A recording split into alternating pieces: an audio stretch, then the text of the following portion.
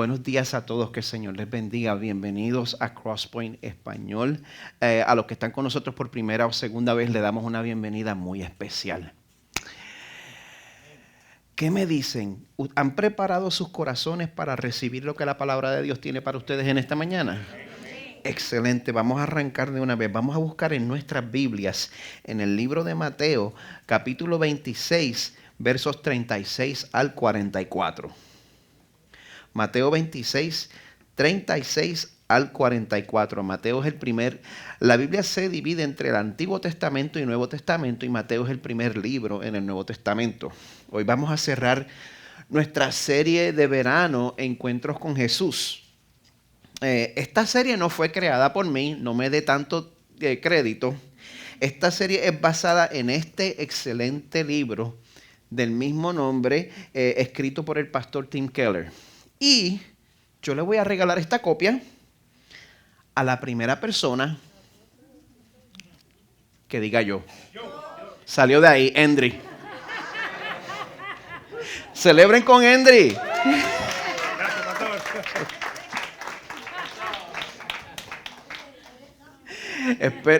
Espero que la audición no me haya traicionado, pero para mí que salió de allá primero o fue el que más bulla hizo. No se olviden de buscar en sus Biblias Mateo 26, 36 al 44. Pues la serie es basada en ese libro. Y yo le pido a Dios, lo mismo que dije la semana pasada, que a través de esta serie yo les haya podido comunicar a ustedes toda la hermosura de nuestro Salvador, de la misma manera que yo lo pude ver en ese libro. Al principio de esta serie, también les dije, estábamos viendo el impacto que tiene Jesús en las personas que lo conocen. Y entonces dedicamos las últimas 3 semanas de esta serie a entender lo que Jesús hizo para salvarnos. Conocimos a Jesús como nuestro defensor hace 2 semanas. La semana pasada lo conocimos cómo Él prometió enviar otro intercesor. ¿Se acuerdan de eso los que estuvieron aquí? Muy bien. Bueno, hoy vamos a conocer parte de su función como sustituto. Jesús como nuestro sustituto. Esto para mí es un reto porque yo soy una persona de un humor bien leve. Me gusta usar mucho el humor, pero este pasaje tiene un tono más sombrío. Así que bueno, yo los voy a invitar a que lean conmigo en Mateo 26, 36 al 44. Yo estoy leyendo de la Nueva Biblia de las Américas. Dice así. Entonces Jesús llegó con ellos a un lugar que se llama Getsemaní y dijo a sus discípulos: siéntense aquí mientras yo voy allá y oro. Y tomando con él a Pedro y a los 2 hijos de Zebedeo, comenzó a entristecerse y a angustiarse. Entonces les dijo: mi alma está muy afligida hasta el punto de la muerte. Quédense aquí y velen junto a mí. Y adelantándose un poco, cayó sobre su rostro, orando y diciendo: Padre mío, si es posible, que pase de mí esta copa. Pero no sea como yo quiero, sino como tú quieras. Entonces vino Jesús a los discípulos y los halló durmiendo y dijo a Pedro: con que no pudieron velar una hora junto a mí. Velen y oren para que no entren en tentación. El espíritu está dispuesto, pero la carne es débil. Apartándose de nuevo, oró por segunda vez diciendo: Padre mío, si esta copa no puede pasar sin que yo la beba, hágase tu voluntad. Vino otra vez Jesús y los halló durmiendo, porque sus ojos estaban cargados de sueño. Dejándolos de nuevo, se fue y oró por tercera vez y dijo otra vez las mismas palabras. Palabra de Dios para nosotros. Gracias, Señor, por tu palabra. Una vez más, Señor, todos los que estamos aquí nos criamos en la iglesia, estamos a punto de considerar un pasaje con el cual probablemente tenemos mucha familiaridad. Por eso, Señor, yo te ruego que el Espíritu Santo nos dé un entendimiento nuevo de este pasaje. Ayúdanos, Señor, a entender cosas que no habíamos entendido antes. Ayúdanos, Señor, a considerar tu Hijo. Ayúdanos, Señor, a poder comenzar a entender todo lo que estaba haciendo, todo lo que estaba haciendo, diciendo, pensando, sintiendo, Señor. Abre nuestros ojos a ver esas cosas. Solo tú nos puedes dar ese regalo, Señor, que así sea. Y también permite, Señor, que cuando nosotros veamos lo que Jesús hizo por nosotros, que nuestros corazones respondan, que nuestros corazones se derritan en adoración y en devoción y en un deseo de ser más como Él. Pedimos estas cosas en su nombre poderoso, Señor, sabiendo que tu deseo es conceder todas y cada una de estas cosas. Gracias. Amén. Amén. Bueno, a pesar de lo serio y lo sombrío de este pasaje, si me lo permiten, quiero empezar esto con una ilustración, pues con un tono menos pesado, con algo un poquito con un poquito más de humor, aunque sea por el principio. El viacrucis más sufrido y más solitario para mí era el que yo recorría en mi niñez cuando iba de camino a enfrentarme a papá y a mamá. ¿Está aquí? Después que se habían enterado por boca ajena que yo había sacado mala nota en un examen. ¿Eso les pasó a alguno de ustedes alguna vez? Yendo de camino a la casa, ustedes sabían lo que les esperaba. Y si había algo peor que lo que me esperaba a manos de esa dulce pareja que ustedes ven ahí sentado, pues si había algo peor que el evento, era el terror de la anticipación. ¿Es o no verdad? Pues cuando yo llegaba a casa ya yo estaba llorando. No me tenían que... ¿Quiénes eran como yo? Necesito por lo menos saber que uno o dos de ustedes eran como yo. Gracias. Bueno, lo que pasa es que en los tiempos de mi niñez, en la década de los 70, en la década de los 80, pues no había tal cosa como vete a tu cuarto por el resto del día y piensa en las decisiones que están tomando. Eso no lo habían descubierto todavía. No se lo habían inventado. Los métodos para manejar el comportamiento pues eran diferentes. Ahora, si yo sacaba mala nota en un examen, algo interesante es que yo podía llegar a casa tranquilo si todos en mi salón sacaban mala nota también. ¿Alguna vez le pasó eso? Que alguna vez el maestro o la maestra cometió un error, dio una prueba demasiado difícil y toda la gente en el salón reprobó. Uno reprueba, pero uno va a la casa y todo el mundo se colgó conmigo. Exacto. Y no importaba si las consecuencias fueran las mismas. El sufrimiento es diferente cuando se sufre en solidaridad. Así que, pero entonces, si sufrir es sufrir, ¿por qué preferimos sufrir en compañía?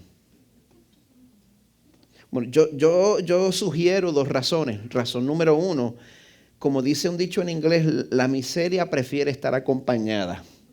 Misery loves company, por si usted no lo sabía. Y número dos, pues, preferimos sufrir en grupo porque la adversidad es inevitable para todos nosotros. Pero a pesar de la inevitabilidad de la adversidad, nosotros todavía dedicamos toda nuestra energía a evitar la adversidad. Pero si usted ha vivido lo suficiente, pues entonces ya sabe que no hay manera de evitar el sufrimiento. No es si lo va a experimentar, es cuándo le va a llegar. Yo estoy hablando con adultos aquí, ¿verdad? Yo no estoy hablando con gente que se cree en los cuentos de hadas de que usted no tiene que sufrir si usted es cristiano. Ustedes son adultos, ¿verdad?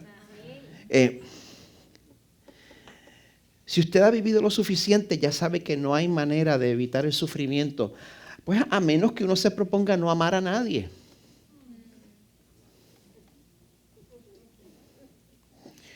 ¿Quiénes conocen al autor C.S. Lewis? Él fue el autor si algunos de ustedes llegaron a ver la película de las Crónicas de Narnia, El León, la Bruja y el Ropero, The Lion, the Witch and the Wardrobe, pues ese excelente autor también escribió otro libro titulado Los Cuatro Amores. Y él escribió ese libro durante un tiempo bien difícil en su vida, mientras su esposa moría de cáncer. En ese libro, él escribe lo siguiente: amar de cualquier manera es ser vulnerable. Basta con que amemos algo para que nuestro corazón con seguridad se retuerza y posiblemente se rompa. Si uno quiere estar seguro de mantenerlo intacto, no debe dar su corazón a nadie, ni siquiera a un animal. Es una verdad cuando se nos mueren esas mascotas que tanto amamos, el dolor que se pasa. No debe dar su corazón a nadie, ni a un animal. Hay que rodearlo cuidadosamente de caprichos y de pequeños lujos, evitar todo compromiso, guardarlo a buen recaudo bajo llave en el cofre o en el ataúd de nuestro egoísmo. Amar es ser vulnerable.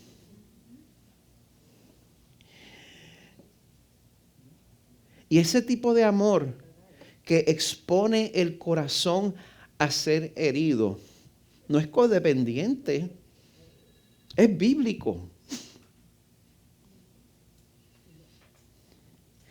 La palabra de Dios no nos manda a vivir nuestras vidas poniendo una barrera con el resto del mundo que nos ampare del sufrimiento, que nos ampare del dolor. La Biblia no nos manda a vivir así. Entre muchos textos que hablan de ese tema, vemos por ejemplo en 1 Pedro 2:20 que dice: si cuando hacen lo bueno sufren por ello y lo soportan con paciencia, esto haya gracia con Dios. El punto al cual estoy tratando de llegar es que si nosotros sabemos que al entregarle nuestras vidas al Señor no vamos a poder evitar pasar por la adversidad. ¿Me siguen, verdad? Si le damos nuestra vida al Señor y sabemos que como quiera no vamos a poder evitar pasar por la adversidad, entonces ¿por qué insistir en vivir para Dios? Porque somos masoquistas. Si no vamos a poder evitar sufrir, entonces, ¿de qué nos sirve vivir para Dios? Gracias por preguntar. Gente, porque a pesar de que el sufrimiento es una realidad para toda la raza humana, sin importar raza, sin importar nacionalidad, sin importar religión, Señor, en medio de las tentaciones, en medio de la labor tediosa y frustrante que nosotros tenemos que estar pasando, en medio de todas las penas que se pasan, la diferencia es que si estamos en Cristo,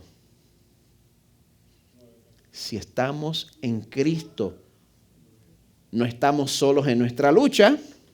Como dije el domingo pasado, no estamos solos en nuestra labor. Amada iglesia, no estamos solos en nuestro sufrimiento. Nosotros tenemos un compañero fiel que, como dice Salmo 34, está cercano a los quebrantados de corazón y salva a los abatidos de espíritus. Amada iglesia, no estamos solos. Nosotros tenemos, como dice en Hebreos 4, un sumo sacerdote que ha sido tentado en todo como nosotros, pero sin pecado. Amada iglesia, no estamos solos. Tenemos al que Isaías 53 llama el despreciado y desechado de los hombres, el varón de dolores, experimentado en aflicción. Amada iglesia, no estamos solos.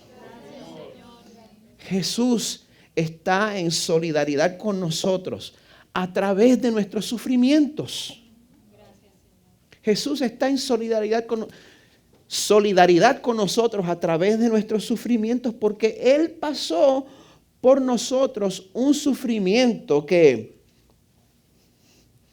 otro paréntesis más, si usted está en Cristo, Él pasó un sufrimiento por nosotros que si usted está en Cristo, usted nunca va a tener que pasar. Ese varón de dolores tuvo el encuentro que yo espero que ninguno de ustedes aquí tenga que tener. Yo me refiero al encuentro con la ira justa de Dios Padre que fue vertida sobre Jesús en la cruz por nuestros pecados. Y esto se cayó. Se me acabaron los amenes.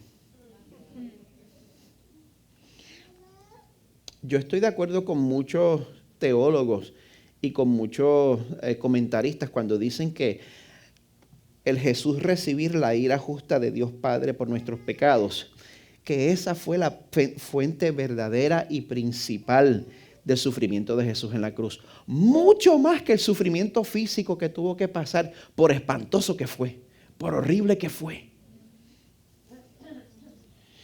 Pero el pasaje de hoy nos va a mostrar que el sufrimiento de Jesús no comenzó en la cruz.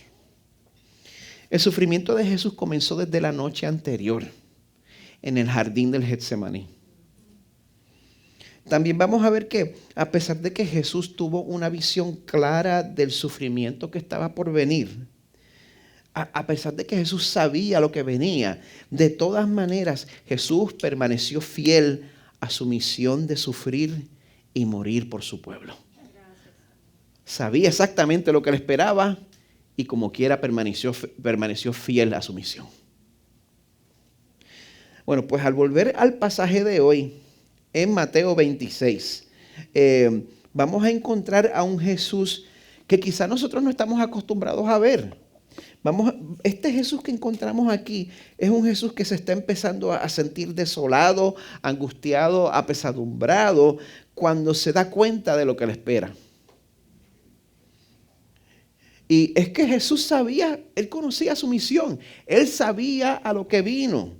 Él le había dicho a sus discípulos anteriormente en este mismo evangelio de Mateo que debía ir a Jerusalén y sufrir muchas cosas de parte de los ancianos, de los principales sacerdotes y de los escribas, y ser muerto y resucitar al tercer día. Jesús lo sabía. Esto era lo que Jesús llamaba la llegada de su hora. Lo que él había llamado su hora. Y ¿sabes qué? Ya llegó el momento. Aquí está. Jesús él ya había tenido su cena de despedidas con sus discípulos.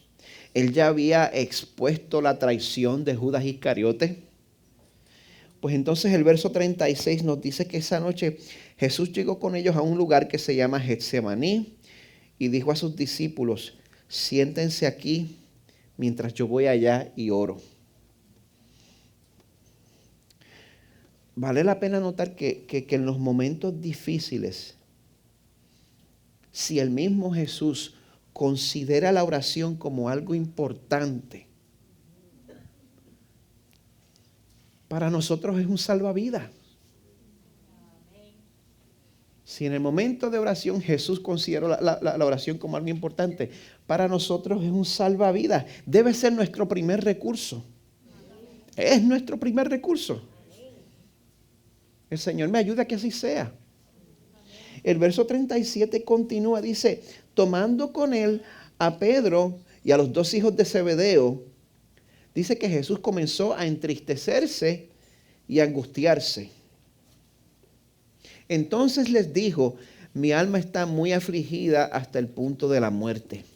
Quédense aquí y velen junto a mí. Les quiero pedir algo. No pasemos por alto esta parte que describe el estado emocional de Jesús en este momento. No lo pasemos por alto, porque Jesús estaba experimentando una agonía interna, una agonía mental tan insoportable que él se sentía como si esa pena lo pudiera matar en cualquier momento. Eso es lo que él estaba diciendo: estoy angustiado hasta la muerte. Este evento, el jardín del Getsemaní, usted lo puede encontrar en los 4 evangelios, en Mateo, Marcos, Lucas y Juan. Y cuando el original griego describe esta angustia psicológica que Jesús está atravesando, por ejemplo, en el evangelio de Marcos usan una palabra en específico que significa que Jesús estaba en un estado emocional intenso a causa de algo que causa gran perplejidad.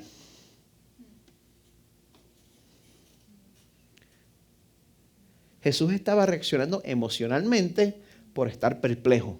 Jesús. Vemos, usted ve ese tipo de sufrimiento. ¿Qué usted opina? Porque algo muy importante de notar es que en el principio de la iglesia cristiana, en el primer siglo, cuando la iglesia tuvo que experimentar persecución de parte del establecimiento religioso judío y del imperio romano, pues el récord indica que la mayoría de los cristianos que estaban que iban de camino a la muerte por su fe, estaban enfrentando sus muertes con una actitud serena, con una actitud confiada, que los echaban a los leones y ellos iban a los leones cantándole al Señor. Puede leer también sobre el primer mártir cristiano, Esteban, en Hechos 6 y 7. Dice que sus acusadores vieron su rostro como el rostro de un ángel. Y en Hechos 7:60, usted puede ver la reacción de él mientras lo apedreaban.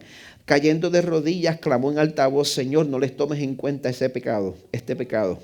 Habiendo dicho esto, durmió. Así que cuando vemos cómo los cristianos del primer siglo sufrían y morían de una manera tan heroica y tan admirable, pregúntese, ¿por qué entonces Jesús mostraba este nivel de agonía y de horror ante su muerte? ¿Se da cuenta del contraste? Bueno, amada iglesia, la razón es porque a lo largo de la historia de la humanidad nadie ha tenido que morir la muerte que Jesús murió. Amén. Nadie tuvo que morir esa muerte. Nadie tuvo que pasar por ese sufrimiento. En ese momento de anticipación, estuvo tan lleno de agonía, bueno, que tuvo a Jesús desvelado toda la noche. Dice el verso 39. Y adelantándose un poco, cayó sobre su rostro, orando y diciendo: Padre mío, si es posible, que pase de mí esta copa.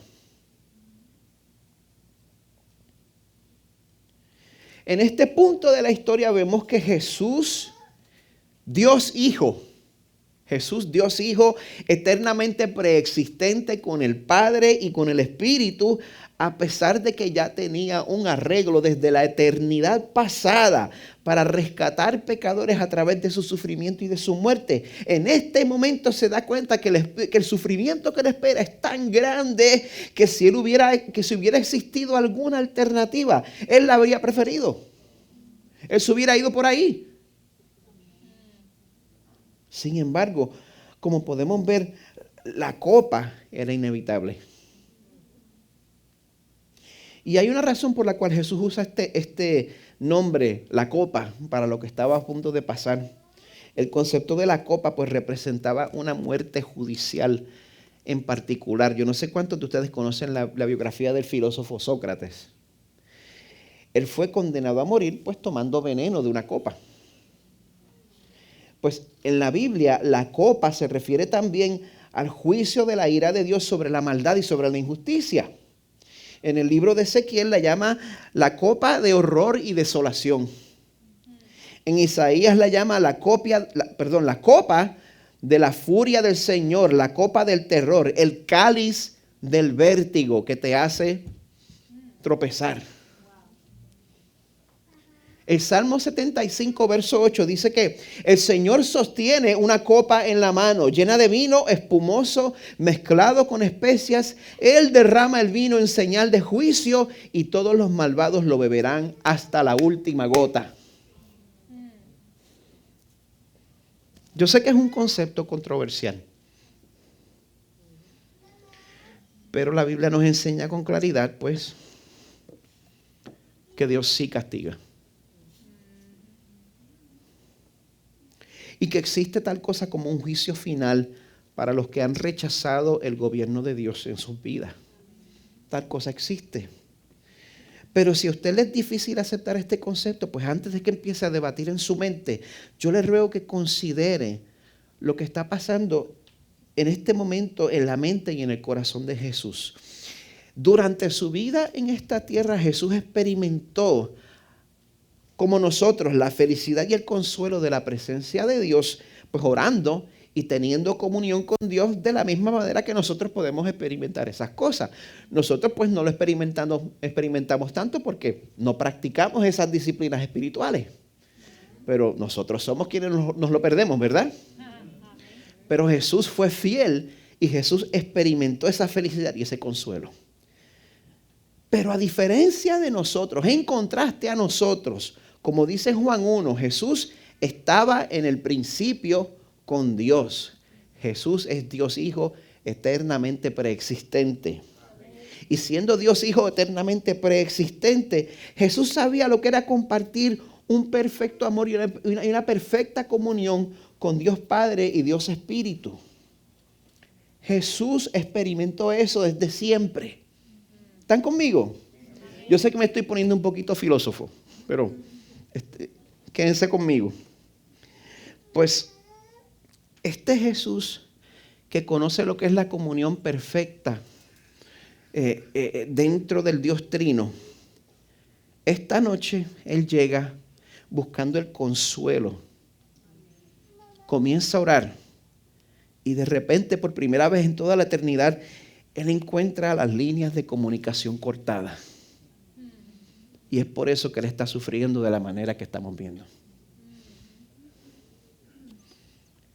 Un comentarista dice que ese sufrimiento es el horror de alguien que ha vivido su vida enteramente para el Padre, dándose cuenta de que al llevar nuestros pecados iba a tener que experimentar una separación del Padre.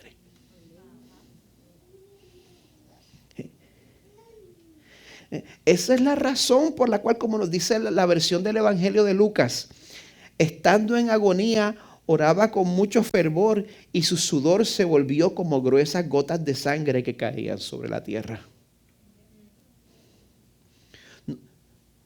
Algo que tengo que corregir, no es que estaba llorando sangre, eso es una creencia popular. No. Esto es una ocurrencia que, aunque es inusual, es posible en los humanos. Las personas pasando por una angustia extrema, pues pueden reventar los capilares cerca de la superficie de la piel y el resultado es que la sangre se mezcla con el sudor. Pero se necesita un estado intenso de angustia para que eso suceda. Y esta angustia tenía razón de ser. Jesús no iba a morir como cualquier otra persona. Jesús iba a morir en completa soledad.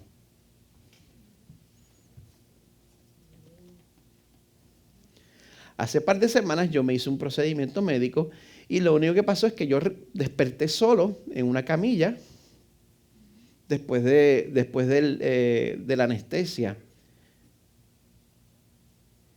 Y me sentí tan solo.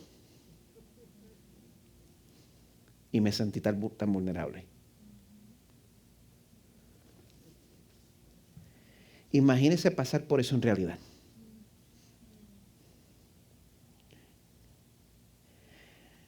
Jesús iba a morir perdiendo su perfecta comunión con el Padre por ti. Por ti. Gracias, Jesús. Por ti. Por mí. Gracias.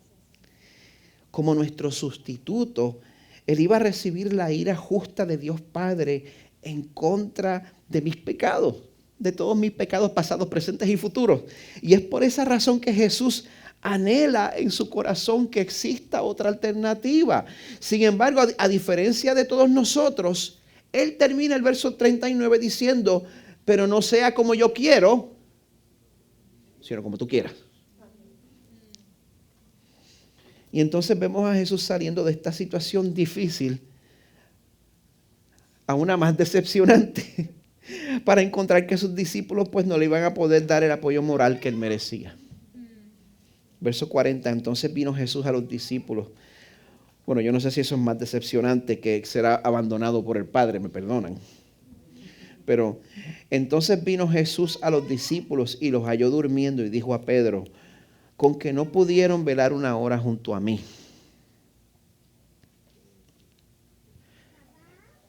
Pero a pesar de lo decepcionado que se tenía que estar sintiendo en este momento de sufrimiento, Jesús, en vez de regañar, porque mire que al predicador le gusta regañar, mire que al pastor le gusta regañar, métase en las redes sociales y hay pastores que lo que le dan es el regaño del día.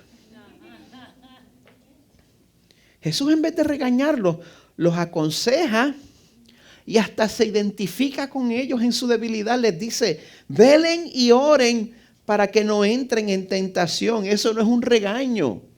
Eso es cuidar de ellos. Oren para que no entren en tentación. El espíritu está dispuesto, pero yo comprendo que la carne es débil. Yo he conocido a personas que imitan a Jesús de esa manera. Personas que a pesar de estar pasando por las peores dificultades en su vida como quiera, nunca dejan de amar y servir a los demás. Usted puede pensar en personas así en su vida. Pero lo más sorprendente es que a pesar de no recibir la respuesta que hubiera preferido, vemos que Jesús no da marcha atrás al plan que tenía. Más bien encontramos a un Jesús decidido a seguir adelante a pesar de lo que estaba a punto de pasar. Le dice el verso 42, apartándose de nuevo, oró por segunda vez diciendo, Padre mío, si esta copa no puede pasar sin que yo la beba, hágase tu voluntad. Esto es un modelo excelente para nuestra oración. Cuando Jesús dice, pues, si es posible que pase de mí esta copa, pero que no sea como yo quiero, sino como tú quieres. Él nos está mostrando que cuando venimos delante de Dios en oración, nuestros sentimientos tienen un rol importante, no los podemos negar. No debemos reprimir nuestros sentimientos. Si usted le dice, Señor, si es posible que pase de mí esto, pásalo. Nosotros no vamos a sorprender a Dios confesándole cómo nos sentimos. Dios ya se enteró hace tiempo. No podemos negar nuestros sentimientos, pero tampoco nos debemos dejar gobernar por ellos. Esa es la diferencia. Si el camino de obediencia pues es claro, pues a pesar de los sentimientos muy reales que podemos tener, pues tenemos que confiar que Dios nos va a dar la fuerza para sujetar nuestras emociones al camino de la obediencia. Ahí fueron como 2 o 3 amén, qué bueno. 2 o 3 de ustedes están de acuerdo conmigo. Bueno, una vez Jesús termina esta segunda oración, el resto del pasaje nos dice, vino otra vez Jesús y los halló durmiendo porque sus ojos estaban cargados de sueño. Dejándolos de nuevo, se fue y oró por tercera vez y dijo otra vez las mismas palabras. Lo que yo deseo es que nos demos cuenta de que este Jesús que vemos aquí, un Jesús decidido a proceder con su plan. Aún después de ver a sus mismos discípulos fallarle, ese es el mismo Jesús que ya llevó a cabo ese plan. Ya fue llevado a cabo, ya eso sucedió. Y el amor de Él por ti permanece firme. Firme. Aún después de ver cómo nosotros le fallamos, de igual manera que sus discípulos. Y si usted todavía duda del amor de Dios por usted, yo quiero leerle una cita de un pastor y teólogo que vivió en el siglo XVIII, llamado Jonathan Edwards. Es una cita medio larga, solo les voy a enseñar lo último de la cita. Dice, Cristo iba a ser echado en un horno espantoso de ira y no era apropiado que Él mismo se lanzara con los ojos vendados sin saber cuán espantoso era el horno. Por lo tanto, Dios lo trajo y lo puso a la boca del horno para que pudiera mirar adentro, pararse, ver sus llamas, ver a dónde iba, entrar voluntariamente en Él y llevarlo por nosotros, sabiendo lo que era. Si Jesucristo no lo hubiera sabido completamente, no habría sido su propio acto como ser humano. No habría sido su propio acto como ser humano. Pero cuando tomó esa copa, sabiendo lo que hacía, su amor por nosotros fue infinitamente más maravilloso y su obediencia a Dios infinitamente más perfecta.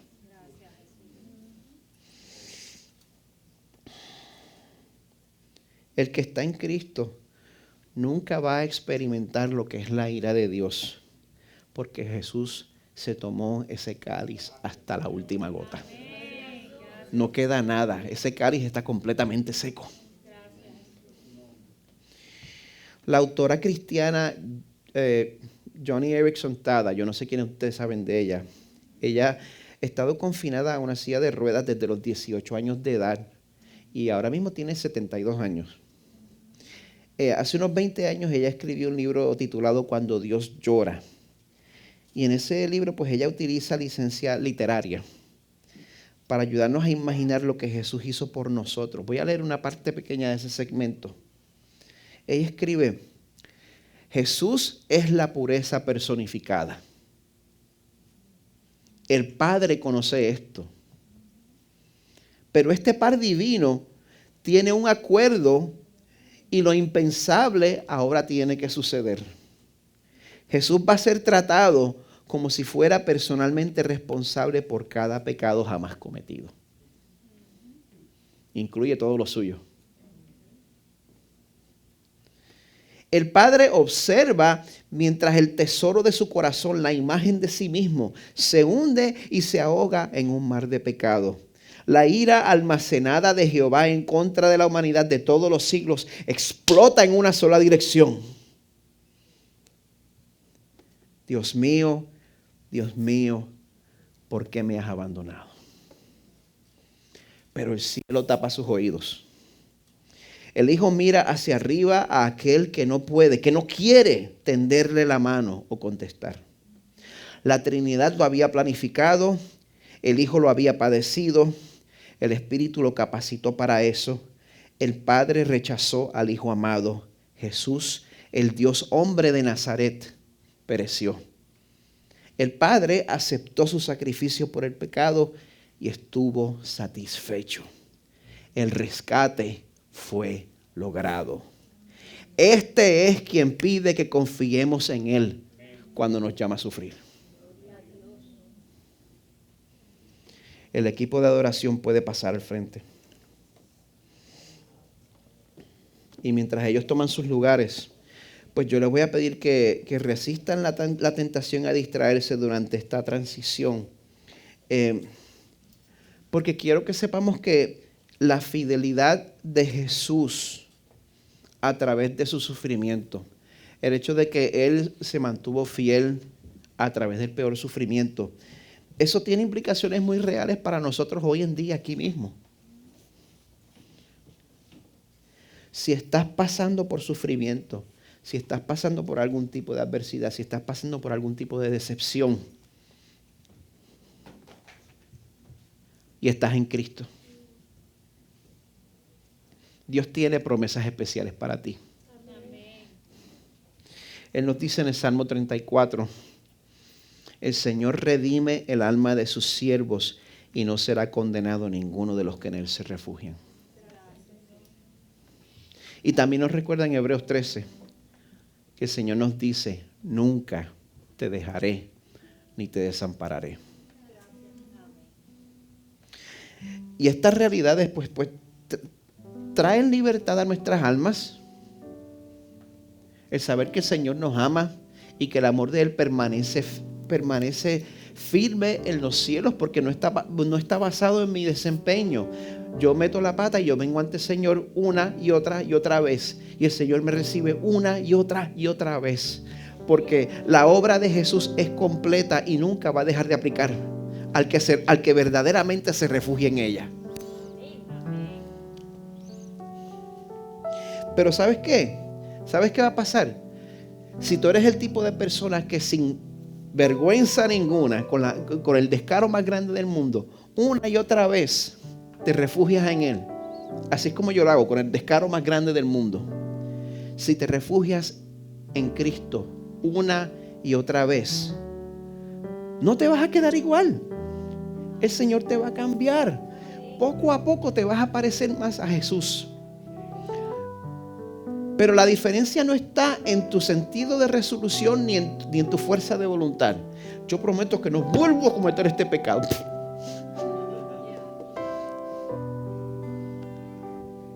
La diferencia está en contemplar a Jesús y ampararte en lo que Él hizo por ti. Cuando hagas eso, Él te va a cambiar. Poco a poco vas a ser más como Él. Vas a ser una persona de integridad. Vas a ser una persona de oración en medio del sufrimiento. Vas a ser una persona llena de compasión para con las personas que te maltratan, como fue Jesús. Así que es sencillo. Yo no arrastro estas cosas por 3 horas hasta ver resultados. Yo te lo digo ahora y si estás persuadido, vienes al Señor. Y si no, pues yo oro por ti. Pero si no has conocido este amor, yo te invito a que lo conozcas hoy. Si sientes que el Señor te está llamando a eso, responde. Aquí hay personas que están disponibles para orar contigo. Puedo ver las manos de las personas que están disponibles para orar por los que se sientan llamados por el Señor hoy. Mira alrededor sin ninguna pena. Ahora, si ya has conocido este amor, yo te invito a que celebres este gran regalo participando en el sacramento de la comunión.